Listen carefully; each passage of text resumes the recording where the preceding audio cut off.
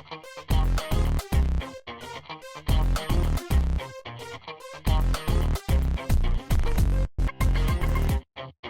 Nancy Furness, and this is Tri-Cities Community Television.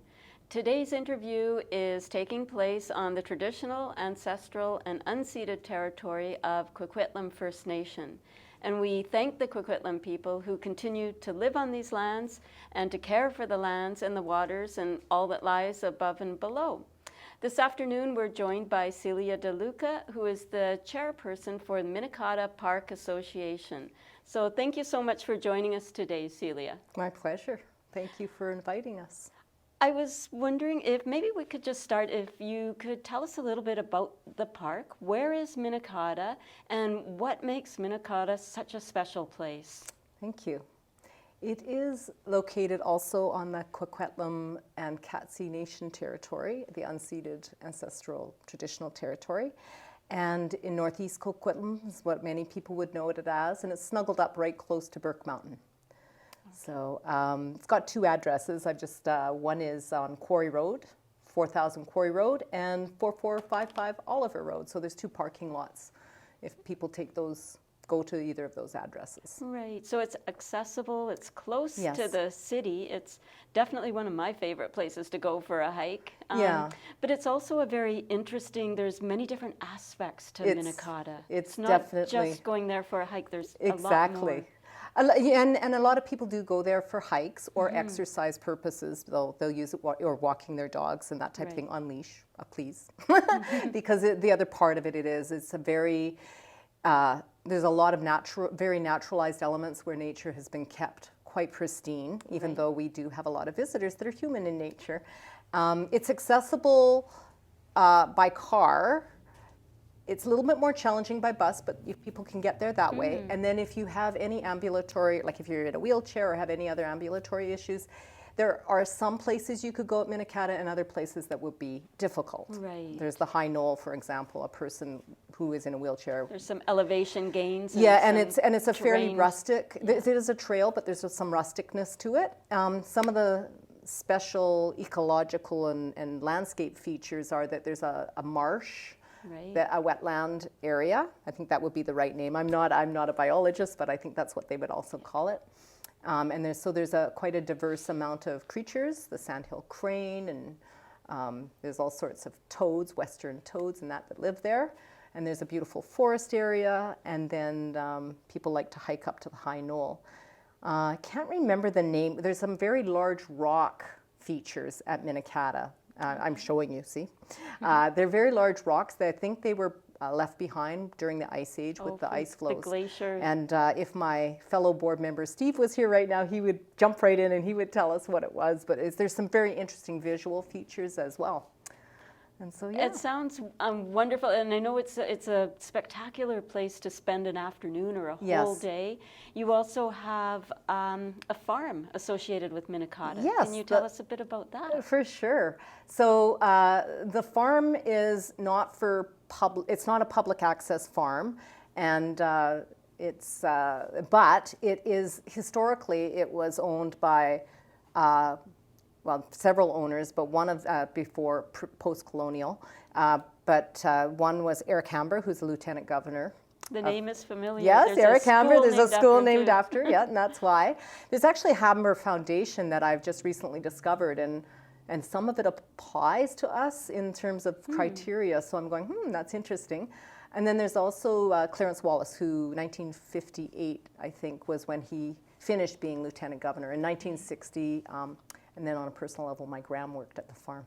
Oh, that's interesting. So were you able to spend some time there when you were younger? Yes, I was thankfully the last child of 4 in a family of 4. And the reason I say thankfully is my mom went back to work full time. So whenever I was sick, that's where I would be sent. I'd be sent to the farm, and honestly, I was sick a lot. It's funny because I look at my report. I look at my report card and I go, I do not remember being ill that much, and it's like, oh, I think I know what that was. So, and just knowing the powerful experiences that as a child, having that powerful experience of being able to be in nature. Farm's a little bit different, but there was also a lot of natural places that I went. the power of that for the growth and development of a child, and people who are adults and seniors too, of course. But I think that's really anchored my passion and love for helping facilitate people to be able to enjoy nature. Well, and I think having that connection with nature, we're finding more and more that it's almost essential to both our physical well-being as well as our mental health. So to be a child in nature is a great beginning and a great way to start out. It really is. And I just, you know, just a wonderful counterbalance to too much technology. And I'm not against technology, but too much fixation on technology and fixation on screen time that happens in some situations, or living in a very enclosed type of living situation, which many of us are as populations densify and as it gets more difficult to afford to live anywhere in the Lower Mainland. So this is even a more critical and important counterpoint, I would think. Well, you're absolutely right. I think to have something that's accessible and beautiful like Minnekhada, you also carry out some activities and different things there. Can you tell us a little bit about what goes on at Minnekhada and maybe how the community can be involved in some of those things? For sure. Historically, we've had everything. We've had a few years of Art in the Park festivals. We haven't done that for many years. Art and nature is powerful. And and so it was sort of environmental nature education stuff along with the arts, and then along with people being engaged with the music and everything, and that was very powerful. We even had the Coquitlam First Nations. They were the shuttle bus. They had the shuttle busing that happened during the festivals. And speaking of that, that's quite a few years back in our DNA. I think we started in 2002. But the reason I bring it forward is because the arts, and using the arts as a means for people to deepen their connection to nature, and then also deepen the relationship to themselves and to art, because there's an intersection there, and so it's our way. Often we use creative means. Is there any chance that might be coming back anytime soon? Well, I'm hoping to rope some wondrous tree fellowship people.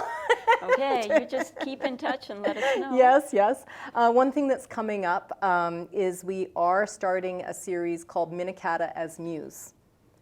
Muse. And it's a beautiful, I guess this will be, anyways, one of our board members has developed.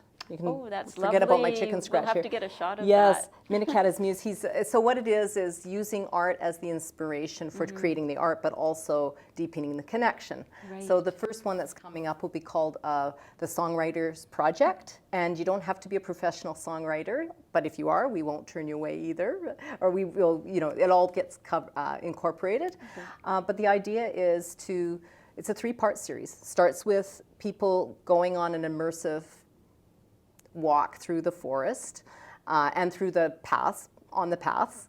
Get those inspirations exactly. going. And for it's not to mean the one-shot thing. It's like to get the group connected to and for people to build the little beginnings of the community. And then the idea is that go out whenever you want to, or whatever you need, whatever helps with the inspiration to keep that practice up. And then there'll be an online community. We have mentors that will be mentoring the songwriting process, the lyrics, melody. But people are free, of course, to do their own thing. But when they want to touch in and get some help or some suggestions or feedback on what they're doing, they can do that. And then the idea is to co-support each other too. So songwriter to songwriter. And then the final part of that series, part 3, is a performance at the lodge. And Metro Vancouver has seen our rationale for how it ties in with their plan and our goals, and it intersects nicely. Then there will be a performance, and then there will be a professional sound production made of that, and then there'll be some post-production work done on it. So the musicians will have a copy of what they've completed. And then they keep the intellectual property, but what we're requesting from them is that we get to use it for the purposes, as long as they're not commercial purposes or fundraising purposes, just like the Minnekhada playlist, and we want to also use it to promote them. like just in a natural, organic way. Well, what a wonderful way to bring together nature and art, creativity, and also to build community. So you've got so many aspects that you're building together in one project. So when is this going to happen? What I'd recommend to people, if this at all sparks your interest, is to go to minnekhada.ca, and that's MINNEKHADA.ca. Or we also have a Facebook page. We do have an Instagram too, but we don't tend to use that as much. Or email us at chairperson@minnekhada.ca or coordinator@minnekhada.ca, because we have a coordinator that we're all volunteers, but our coordinator is paid through some funds that have been made available to us. Well, it's nice, Minnekhada, like all the community groups are starting to get out and share resources and share stories, which is, I think, wonderful. And I'm really big on, that's the other part of being the chairperson. It's really, I see that as part of a really important part for all our organizations, is where we have our common ground and where is to find ways to work collaboratively together where we can and help each other, because cooperation goes a long way in furthering the development of our communities. For sure. And I think I just want to circle back a little bit to Minnekhada and what's going on there. You also have some stewardship programs and some monitoring. And Thank you. There's all kinds of, can you talk a little bit about the BAT program and maybe the western toads and also the turtles that are there? Yes. So the bats is our big baby. And the reason the bats are our big baby is Metro Van asked if we would actually be the stewards for the bats, and so we said, yeah, we will. And we've got 45. We had 45 volunteers last year. Wow. All 45 weren't in just doing the bats, but a good percentage of it was that. And the western toad is where we're really going to dive deeper into this year. We have had different times that we've been working with monitoring. Mortality rates is an important one, because a lot of those western toads, you know, people look and go, there's so many babies, like that's not a problem. It's like overpopulation's a problem. It's like, well, 1 in 10 make it to an adulthood and make it back to the pond to have a great romance. Right, so you're losing 90% of those little... and that's before cars run over all of them, because if anybody's been at Minnekhada during when the toads are here, yes, exactly, I see nodding heads here, they just cover the road. You can't walk without killing some toads, which, you know, right? But what we've talked to Metro Van and we're about a culvert underneath. Right? So I'm not promising anything, because it's Metro Van has its resources pulled in many different directions. Right. And so, but that's the idea of concept to have an underpass for the toads. It's just for them to obey the underpass. Like, it's kind of hard with little toad signs. But and so we're going to be back to that more. The pandemic kind of paused some of the things, and it's quite everybody down. Yes, exactly. And the coastal painted turtles, Amy Mitchell does a lot of that work, and so we have joined with her. Last year we didn't end up because she had more than enough volunteers, but she does a lot of work there independently with the Coastal Painted Turtle Project. And so we join, because we don't, you know, we see it that she's doing a great job, and we'll join with our volunteers whenever we can. So it's not about, it's about us making, helping nature as much as possible. That's our big goal, and whatever the easiest way is to do that. Well, sounds like there's a lot of things happening at Minnekhada. You also work with Metro Vancouver. This is a regional park. Yes. So can you tell us a little bit about the relationship with Metro Vancouver? Exactly. So thank you. So we are what's called a park partner. So Metro Van actually had in its early, I think it was maybe about 20 years ago or so, I actually don't know how old it is, but a senior person working in Metro Van had this vision of engaging the community and how important that was for people to really start to respect a park and take care of a park and wildlife areas, which I thought was very progressive and visionary idea.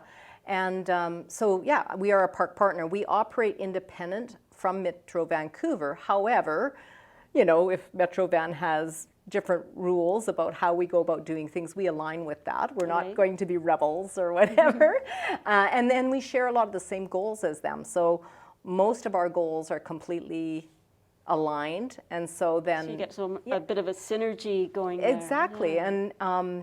And the other thing is there's the beauty in being big. Like Metro Vancouver, Right. it's a very large organization pulling on a lot of resources. That's important and helpful in many ways. And then we are small and agile. Yes. So although we're small, we're mighty in that way, that we can move quickly, and we can, last year was a year of a lot of shifts and turns. We had our goals, and then certain things changed with Yes, and we'll talk about yes, that it in was a certain minute. things changed, right? With and with rationale and reason behind it. But the practical reality is we couldn't do as many. We didn't end up doing any invasive species pulls, for example, right? Because of the considerations archaeologically Yes. that need to be addressed. Yes, so the archaeology, that's an ongoing with First Nations. Yep. So that's something that it sounds like you're being very respectful Yeah. about that, and understood that that's going to be a long-term Right. project or situation there. Yeah. You also had a fire in Yes. Minnekhada last year. Can Yes. you tell us what happened with the fire and Yeah. maybe a little bit about the restoration? Right. Thank you for that. So the Minnekhada fire started October 1st. Minnekhada Park Association, we happened to be out there at that time. We had a pop-up nature tent right at Quarry Road entrance. And we'd heard, Metro Van staff said, yep, there's a fire up there. And it was so tiny, and they were trying to put it out with their limited abilities, but also had called for help. But because the fire spread so quickly, it went from... It was so dry. It was completely dry. And up at the high knoll, which is just around the high knoll, but lower down, I'm showing you. And not super See, accessible. I'm pointing down the high knoll. Yeah, not accessible, but also it's moss growing on a... I'm not speaking like a fire expert, because I'm not. But from what I understand, the moss growing on the rocks was so dry that like as soon as tinder. it caught, it was like what people might use if they wanted to start a campfire somewhere safe to do so. And it just went crazy. So the combination of the topography and the dryness and everything, it did. So it lasted almost a month. Like initially when we were looking through our binoculars from a distance and people were getting photos and stuff, we thought, maybe a few days. That's what I think the whole community Yeah. thought, just it's going to be And we had this outpouring from the community who were so disturbed by what happened. And then the post-fire recovery of not being able to have access to the park because the park was closed really shut us down in a lot of ways. Right. So we ended up going a lot on social media and we created a newsletter, and we started to do things that didn't require us to be in the park. Not what we would normally do, but we had to pivot again. Right, Right. And what can we do that fits within our purpose for being? And so, yeah, that was it. And then, future recovery. Yeah, I'm just interested a little bit about the restoration. Exactly. That process has started. And Yes, it can has. you tell us some more about what's happening on that? Yeah, thank you. You can see a lot more. The vista is more clear because some trees have gone down. So it's going to be, the recovery is going to be a combination of letting nature do her thing, because nature is very good at recovering from wildfires, and other things come from it that are positive. Yep. We've got funding that we've got, and we are going to be doing a planting. It'll be several hundred plants, and it'll mainly be in some strategic areas that will help preserve that balance between nature and the animals and humans. But we're doing 5 major areas that, that's to help to support the nature side of things. Yeah. Okay, well, I mean, that's good to know that there's a restoration is in progress here. Celia, just before we wrap up, can you just tell us quickly how people could get involved? Like, do they contact you? Do they go to the website? Like, if people wanted to volunteer to help out with any of these programs, how could they do that? Yeah, so whether pop-up nature tent, creative, or the stewardship side of things, you can do it a variety of ways. You can go to the website, but I'd say email coordinator@minnekhada.ca. That would be the easiest way, but you can also go into the Minnekhada site and under the contact us and email us from there. So that would be the best way. And we're looking forward to a really exciting year. Well, it sounds like there's lots on the agenda there, and it sounds like there's lots of great opportunities for volunteers to get involved, and the High Knoll is open again, so Hopefully people can get out there and be respectful of the trails, and, Yes. and we'll look forward to seeing Minnekhada coming back better than ever. That's our hope. That's our real hope, that we can move forward in a way that makes it raises awareness and is even better than before. So. Well, thank you so much, Celia, for joining us this afternoon. It's Thank really you. interesting to learn more about Minnekhada. Thank you so much. Thank you for joining us. This is Tri-Cities Community TV, and we've been speaking with Celia DeLuca, the chairperson of Minnekhada Park Association.